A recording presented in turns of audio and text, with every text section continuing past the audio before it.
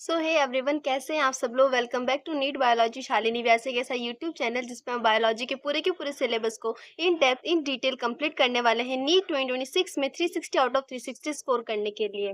आज की ये वीडियो काफ़ी ज़्यादा इंपॉर्टेंट है क्योंकि आज मैं आपको बताने वाली हूँ कि किस तरीके से हमें एनसीईआरटी को पढ़नी है। देखो, सब लोग कह देते हैं कि नीट के लिए स्पेशली बायोलॉजी के लिए एनसीईआरटी ओरिएंटेड पढ़ो, दूसरी बुक्स पढ़ने से पहले आप एनसीईआरटी को प्रेफर करो। तो हर कोई बच्चा एनसीईआरटी खरीद लेता है, बट प्रॉब्लम कहाँ आती है कि बच्चों को पता ही नहीं होता है कि एनसीईआरटी को एग्जैक्टली पढ़ना किस तरीके से है। ठीक है, मेयर रीडिंग की सिर्फ एनसीईआरटी मैंने साल में 10 बार पढ़ ली, उससे नहीं होगा। उससे ना तो मार्क्स आएंगे, ना तुम क्वेश्चन फ्रेम कर पाओगे, ना तुम्हें पता चलेगा एग्जाम के टाइम कि क्वेश्चन कौन से टॉपिक से या कौन से पॉइंट से, कौन सी लाइन से कैसे कॉन्सेप्ट चेंज करके उठाया गया है। ठीक है, नीट 2025 का पेपर देख के तुम्हें इतना तो पता चल गया होगा कि सिर्फ मेयर रीडिंग ऑफ एनसीईआरटी, ऐसे ही एनसीईआरटी को पढ़ लेना बिल्कुल भी आपको ना तो फायदा कर सकता है, सिर्फ ये आपका एक टाइम का वेस्टेज होगा। ठीक है, तो अभी मैं आपको बताऊंगी किस तरीके से आपको अप्रोच रखनी है एनसीईआरटी को पढ़ने की, जिससे आप एनसीईआरटी के हर एक पॉइंट को डिटेल में याद कर सके। ठीक है, उससे पहले अगर कोई भी बच्चा इस चैनल पर नया है तो प्लीज़ इस चैनल को सब्सक्राइब कर लेना।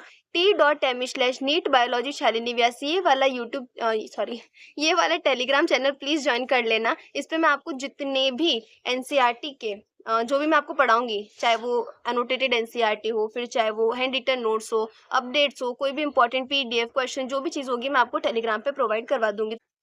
तो मेक श्योर कि आप टेलीग्राम को भी ज्वाइन कर लेंगे। ठीक है, अब देखते हैं। ये वाला इंस्टाग्राम प्लीज़ फॉलो कर लेना, और कोई भी चैनल पर नया है तो प्लीज़ सब्सक्राइब कर लेना। एनसीईआरटी को देखो, एनसीईआरटी पहले हम कहते थे कि जो एनसीईआरटी का जो नीट का पेपर आता है वो प्रॉपरली 100% एनसीईआरटी बेस्ड रहता है। बट अब कुछ पिछले सालों से जो ट्रेंड चल रहा है वो इस तरीके से, स्पेशली अगर मैं बायोलॉजी की बात करूं तो 95% पेपर यानी मेजॉरिटी ऑफ पेपर आपका कहाँ से आता है, एनसीईआरटी से आता है। मतलब जो बच्चा एनसीईआरटी को एकदम रियल अप्रोच के साथ पढ़ लेता है उसका 95% काम तो हो जाता है। बट हमें बायोलॉजी पढ़ने के लिए 95 नहीं 100% अप्रोच रखनी है। तो ये जो 5% होता है ये आता है चैलेंजिंग कॉन्सेप्ट और नॉलेज को टेस्ट करने के लिए, यानी कि टॉपिक वही एनसीईआरटी वाले होते हैं पर थोड़ा सा घुमा के इस तरीके से देते हैं कि हमें पता नहीं चलता। राइट, हमें इस बार जब एनसीईआरटी पढ़नी, सबसे पहले ध्यान रखना है कि हम इन डेप्थ पढ़ें, इन डिटेल पढ़ें, पूरी एनसीईआरटी कवर करें, कोई भी पॉइंट नहीं छोड़ना है। ऐसे नहीं सोचना है कि यार ये चीज़ इंपॉर्टेंट नहीं है, ये डायग्राम इंपॉर्टेंट नहीं है, ये चैप्टर जो है कंपैरेटिवली किसी दूसरे चैप्टर से कम इंपॉर्टेंट है तो इसकी एनसीईआरटी को नंबर ऑफ टाइम्स कम बार पढ़े। ऐसी गलतियां इस बार नहीं करनी है। क्वेश्चन जो भी आप लगाएंगे, ध्यान रखना वो सारे के सारे क्वेश्चन हमें ऐसे लगाने हैं जो 100% एक्यूरेसी दे नीट में, यानी कि हमें क्वेश्चन वो वाले भी लगाने हैं जो 95% एनसीईआरटी बेस्ड हो, और वो 5% क्वेश्चन भी लगाने हैं जो चैलेंजिंग और नॉलेज के बेस पे हो। क्वेश्चन है जो है वो कॉन्सेप्ट के बेस पे आ रहे हैं, वो वाले क्वेश्चन पे हमें प्रैक्टिस करके जाने। ठीक है, बाकी नीट में बायोलॉजी को लास्ट इंपॉर्टेंस तो तुम बिल्कुल मत देना। क्यों? क्योंकि 50% जो मार्क्स है नीट के वो तुम्हें सिर्फ बायोलॉजी दिला रही है। ठीक है, नीट क्वालिफाई आपका सिर्फ और सिर्फ बायोलॉजी की वजह से ही हो सकता है क्योंकि कंपैरेटिवली इजी सब्जेक्ट है, लेकिन तब जब आप तीनों सब्जेक्ट को इक्वल अप्रोच दे रहे हो, इक्वल इंपॉर्टेंस दे के चल रहे हो। ठीक है, अभी देखते हैं कि अभी जब आप स्टार्टिंग में बायोलॉजी की एनसीईआरटी पढ़ेंगे तो आपको क्या क्या चीज़ें ध्यान रखनी है। मैं ऐसा मान के चल रही हूँ कि अभी जब आप साल के स्टार्टिंग में बायोलॉजी पढ़ते हैं तो बिल्कुल ऐसे पढ़ रहे हैं कि आपने पहले कभी एनसीईआरटी नहीं पढ़ी है। तो आपको ध्यान रखना है कि चैप्टर पढ़ते वक्त लाइन बाय लाइन आप उस चैप्टर को पढ़ें, कोई भी पॉइंट आपको स्किप नहीं करना है, हर एक लाइन पढ़नी है। अभी आपको ये नहीं सोचना है कि कौन सी चीज़ इंपॉर्टेंट है, कौन सी चीज़ लेस इंपॉर्टेंट है, कौन सी जो चैप्टर है वो ज़्यादा वेटेज कैरी करता है, कौन सा चैप्टर कम वेटेज कैरी करता है। ये चीज़ें आपको अभी नहीं सोचनी है। आपको एनसीईआरटी की हर लाइन, हर पॉइंट, हर टॉपिक, हर डायग्राम को इक्वल इंपॉर्टेंस देके रीड करना है विदाउट स्किपिंग एनीथिंग। ठीक है, समराइज करना आपको हर एक टॉपिक को बुक के फ्री स्पेस में। अभी ये पॉइंट सबसे ज़्यादा इंपॉर्टेंट है। ठीक है, क्या होता है, हम सबको पता है एनसीईआरटी की जो बुक छपी है, चाहे वो 11th की बायोलॉजी बोलूँ या फिर मैं आपको बोलूँ 12th की बायोलॉजी। ठीक है, तो एनसीईआरटी जो है वो किस तरीके से है कि हाफ ऑफ द स्पेस में, मान लो ये पूरी एनसीईआरटी है तो हाफ ऑफ द स्पेस में आपका जो भी चैप्टर है वो दिया होता है, और यहाँ का स्पेस खाली होता है, एक साइड का स्पेस हर पेज में खाली होता है। क्यों होता है? सिर्फ बुक को सुंदर बनाने के लिए खाली नहीं होता है, वो स्पेस इसलिए खाली होता है ताकि आप उस पैराग्राफ से रिलेटेड हर एक इंपॉर्टेंट चीज उस खाली स्पेस में लिख सकें। ठीक है, तो आपको हर एक लाइन को हाईलाइट करते चलना है और साथ साथ ही खाली स्पेसेस में उस टॉपिक से रिलेटेड हर एक इंपॉर्टेंट पॉइंट, उसकी पूरी समरी, उसका पूरा एक्सट्रैक्ट निकाल के आपको उसके पास वाली खाली जगह में लिखते चलना है, ठीक है। ये चीज़ आपको फर्दर जब नेक्स्ट टाइम आप एनसीईआरटी पढ़ोगे तो रिवाइज करने में काफ़ी ज़्यादा हेल्पफुल रहेगी, ठीक है।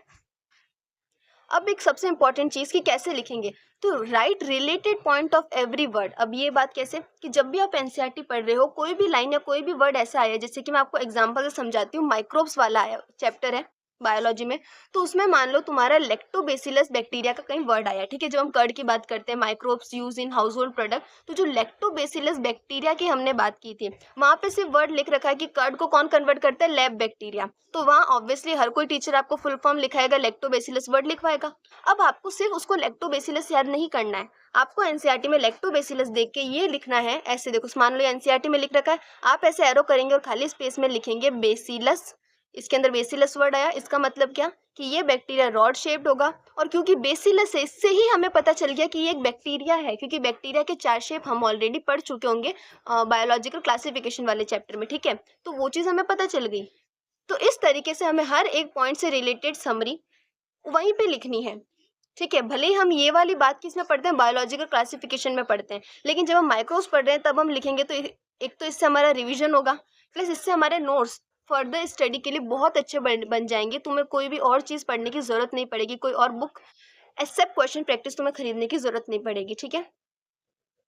नेक्स्ट, जब हम सेकेंड रीडिंग की बात करते हैं बायोलॉजी के लिए, तो बायोलॉजी की एनसीईआरटी की सेकेंड रीडिंग ऐसे होनी चाहिए कि अब आपको पता है कि आपने एक बार इन डेप्थ बिल्कुल रीडिंग लगा ली है, तो अब जब आप बायोलॉजी की बुक पढ़ेंगे तो अब आपको ये देखना है कि मैं पहले पढ़ चुका हूँ या पढ़ चुकी हूँ, तो अब मुझे हर एक पॉइंट का मतलब पता होना चाहिए, भले ही मुझे वो चीज़ याद है या नहीं। अब हम फोकस करेंगे याद करने पे, पहले हमने फोकस किया हर चीज़ को समझने पे, कॉन्सेप्ट क्लैरिटी पे, लेकिन अब हम फोकस करेंगे चीज़ों को याद करने पे, ठीक है। चीज़ों को याद करना अब होगा। तो अब आप रिकॉल करेंगे हर एक लाइन को, पहले आप नोट्स याद करेंगे अच्छे से। नोट्स याद करने के बाद आप जब उसके एनसीईआरटी पढ़ेंगे तब बहुत इजीली आप एनसीईआरटी को समझ भी पाएंगे। हर एक पॉइंट पे फोकस करना है, ऐसे ही रीडिंग नहीं लगानी है, ध्यान रखना। अब इस बार आप माइंड मैप्स और ट्रिक्स का भी यूज कर सकते हैं पढ़ने के लिए, हर कोई बच्चा करता है, हर टीचर प्रोवाइड भी करवाता है, ठीक है। अब एक बात ध्यान रखो, सेल्फ टीचिंग, अब ये काफी ज्यादा इंपॉर्टेंट और अच्छी चीज है, सेल्फ टीचिंग, ठीक है। सेल्फ टीचिंग इतना इंपॉर्टेंट क्यों है, क्योंकि देखो सेल्फ टीचिंग से तुम्हें कॉन्फिडेंस आता है बोलने में कि हाँ मुझे ये चीज़ याद है, हाँ मुझे ये चीज़ याद है। तुम्हें बस टॉपिक का नाम देखना है, टॉपिक का नाम देख के यू हैव टू फॉलो कि हाँ इस टॉपिक में मैंने पिछली बार ये चीज़ें हाईलाइट की थी, ये चीज़ें मैंने साइड में लिखी थी, ये चीज़ें मैंने पढ़ी थी, ऐसे आंख बंद करके रिकॉल किया तो तुम्हें हर एक इंपॉर्टेंट पॉइंट याद आ जाएगा। जैसे कि जब तुम मोनेरा वाला टॉपिक पढ़ोगे तो तुम्हें अपने आप एक बार अच्छे से एनसीईआरटी अगर तुमने पढ़ी अच्छे से, एक एक पॉइंट जैसे मैंने पहले बताया लिखा है, तो तुम्हें इतना ही पक्का याद आएगा कि मोनेरा के बारे में हमने क्या क्या वर्ड पढ़े थे, हमने सोल मेंबर पढ़ा था, ये तुम्हें आंख बंद करके याद आएगा। मोनेरा को शेप के बेसिस पे डिवाइड किया, ये पता चलेगा तुम्हें, ये पता चलेगा कि उसके 4 होते हैं टाइप्स, है ना, कौन से बैक्टीरिया का क्या नाम होता है तुम्हें वो पता चलेगा, आर्की बैक्टीरिया, यू बैक्टीरिया, ये सारे नाम तुम्हारे माइंड में आएंगे। उसके बाद तुम एक एक पॉइंट को धीरे धीरे अपने माइंड में डिकोड करो और एनसीईआरटी से चेक करते जाओ कि तुमने सही बोला है या गलत बोला है, ठीक है। उसके अलावा इस बार जब तुम एनसीईआरटी पढ़ोगे तो स्पेशल फोकस तुम्हारा होना चाहिए एग्जाम्पल्स की तरफ, क्योंकि एग्जाम्पल से डायरेक्ट क्वेश्चन आ जाता है और टिक वन बेस्ड क्वेश्चन आते हैं नीट में, तो एग्जाम्पल सबसे ज्यादा इंपॉर्टेंट हो जाते हैं उस पॉइंट ऑफ व्यू से, ठीक है। नेक्स्ट अगर मैं बात करूँ कि सेकेंड रीडिंग आपने लगा ली बायोलॉजी की अच्छे से और तुमने बायोलॉजी को याद भी कर लिया, लेकिन अब रिवीजन जरूरी है। अब जब तुम इसके बाद जितनी भी रीडिंग लगाओगे, थर्ड रीडिंग से लेके जितनी भी रीडिंग होगी, उन सब में तुम्हें स्पेशल फोकस कहाँ कहाँ पे रखना है। एक तो पहले तुम्हें शॉर्ट नोट्स पता होने चाहिए, तुम्हारे पास हर एक चैप्टर का शॉर्ट नोट्स इस टाइम पे रेडी होना चाहिए। मेरे साथ पढ़ रहे हो कोई चिंता की बात नहीं, मैं तुम्हें हर एक चैप्टर का शॉर्ट नोट, इतने डिटेल शॉर्ट नोट प्रोवाइड कराऊंगी ना, 1 से 2 पेज में भी तुम्हारा जो चैप्टर होगा ना, एक लाइन एनसीईआरटी की मिस नहीं होगी, ये मेरी गारंटी है। मैंने पहले भी 2 चैप्टर के नोट्स डाल रखे हैं, तुम चेक करना टेलीग्राम पे, अगर किसी ने टेलीग्राम चैनल ज्वाइन नहीं किया है तो। और फर्दर भी मैं जो चैप्टर पढ़ाऊंगी ऐसे ही पढ़ाऊंगी कि तुम्हारा एक भी लाइन, एक भी इंपॉर्टेंट पॉइंट मिस ना हो। उसके अलावा एनसीईआरटी की रीडिंग तो मैं खुद तुम्हें लगवा ही रही हूँ, ठीक है। तो शॉर्ट नोट्स करेंगे हम लोग, शॉर्ट नोट्स को पढ़ेंगे। उसके बाद हमें डायग्राम पे अच्छे से फोकस करने, लेबलिंग, क्योंकि ये लास्ट टाइम होगा, है ना। अब क्या होगा, एटलीस्ट यहाँ तक आप पहुंचोगे तो तुम्हारा जनवरी वाला मंथ आ जाएगा, उसके बाद भले तुम हर महीने रिवीजन कर रहे हो। तो शॉर्ट नोट्स और डायग्राम पे फोकस करना, और सबसे इंपॉर्टेंट चीज, डोंट लीव समरी बॉक्स। मैं तुम्हें पहले भी कह चुकी हूँ, मेरे साथ पढ़ रहे हो कोई चिंता की बात नहीं, मैं खुद अलग से 2 सेशन लूंगी। एक सेशन में 11th के सारे समरी बॉक्स करा दूंगी, दूसरे सेशन में 12th के सारे समरी बॉक्स करा दूंगी। पर अभी तुम जब इस टाइम थर्ड टाइम एनसीईआरटी पढ़ोगे मेरे पढ़ाने के अलावा भी you have to focus on summary box. ऐसा नहीं कि चैप्टर रीड कर ली छोड़ो, नहीं, समरी बॉक्स स्पेशल फोकस करना, ठीक है। 10 to 12 टाइम्स तुम्हें एनसीईआरटी रीड करनी चाहिए। रिवाइज करो ऐसे कि तुम्हें वो टॉपिक की ऑलरेडी नॉलेज है और तुम किसी और को नॉलेज दे रहे हो, ठीक है। नेक्स्ट अगर मैं बात करूँ डीपीपी सॉल्विंग की, अब देखो, अब मान लो तुमने, ऑब्वियसली हर बच्चा क्वेश्चन सॉल्विंग करेगा, तो अगर तुमने किसी भी चैप्टर की डीपीपी सॉल्व की है तो तुम्हें अब क्या करना है, डीपीपी में या तो तुम्हें कोई नया क्वेश्चन दिखेगा जो तुमने पहले नहीं देखा है, या तो कोई नई लाइन या नया पॉइंट दिखेगा, या कोई नया एग्जाम्पल दिखेगा, या ऐसा होगा कि किसी पॉइंट में तुमसे मिस्टेक हो जाएगी जिससे वजह से उस मॉक टेस्ट में तुम्हारी नेगेटिव मार्किंग हुई होगी। इतने ही केस हो सकते हैं। तो अब क्या करोगे, जब भी तुम डीपीपी सॉल्व करोगे तो तुम्हें फोकस करना है कि तुम नीट रिलेटेड, सॉरी, तुम क्या करो, अपनी एनसीईआरटी में जो खाली जगह है वहाँ पे उस टॉपिक, उस गलती को लिखो। मान लो तुमने मोनेरा वाला टॉपिक ही लेते हैं, मान लो तुमने मोनेरा वाला टॉपिक पढ़ा था, उसके बाद तुमने कोई मॉक टेस्ट दिया, लेकिन तुम्हारे किसी एक पॉइंट पे गलती हो गई, जैसे कि तुमने पढ़ा था कि आर्की बैक्टीरिया के बारे में पढ़ा, लेकिन जब एग्जाम में या डीपीपी जब तुमने सॉल्व किया और क्वेश्चन आया कि आर्की बैक्टीरिया के पास कैसी सेल वॉल होती है, सेल वॉल होती है या नहीं होती है, तो उस वक्त मान लो या तो गलती हो गई या कन्फ्यूजन हो गया, या फिर उस वक्त तुमने वो पॉइंट एनसीईआरटी में नहीं लिख रखा था और वो क्वेश्चन आ गया और तुम्हारे लिए वो पॉइंट नया है। तो अब गलती तो हो गई डीपीपी में, अब क्या करोगे, डीपीपी को जब तुम चेक करोगे कि कहाँ गलती हुई है, तो उस पॉइंट को, उसको देख के नहीं छोड़ना है, उसको अपनी एनसीईआरटी खोल के वहाँ आर्की बैक्टीरिया पे एरो करके लिखना कि आर्की बैक्टीरिया के पास ये वाली सेल वॉल होती है और होती है, ठीक है, स्पेशल होती है, एक्सट्रीम कंडीशन में मदद करती है, ये सारी चीजें जो भी होंगी वो तुम उस वक्त वहां पर लिखोगे। तो ये तरीका होता है तुम्हारा एनसीईआरटी पढ़ने का, ये अप्रोच तुम्हें रखनी चाहिए जब भी तुम एनसीईआरटी पे फोकस कर रहे हो। उसके अलावा अगर मेरे साथ पढ़ रहे हो तो कोई चिंता की बात नहीं, मैं हर पॉइंट खुद ही लिखवा दूंगी, डीपीपी सॉल्व कराऊंगी तब भी तुम्हें बता दूंगी कि ये चीज़ नहीं है, ये वाली ऐड कर लेना, ऐसे ऐसे सब कुछ मैं बता दूंगी। डायग्राम का मैं सेशन ले लूंगी, शॉर्ट नोट्स में तुम्हें प्रोवाइड करवा रही हूँ, समरी बॉक्सेस का मैंने बता दिया कि सेशन लग जाएगा। लेकिन अब तुम्हें क्या करना है, 5 काम करने हैं। पहला, एक तो चैनल को सब्सक्राइब करना है, चैनल सब्सक्राइब किए बिना कोई नहीं जाएगा, बेल आइकन दबाए बिना मत जाना प्लीज, वीडियो को लाइक कर देना। दूसरा, टेलीग्राम चैनल अच्छे से ज्वाइन कर लेना।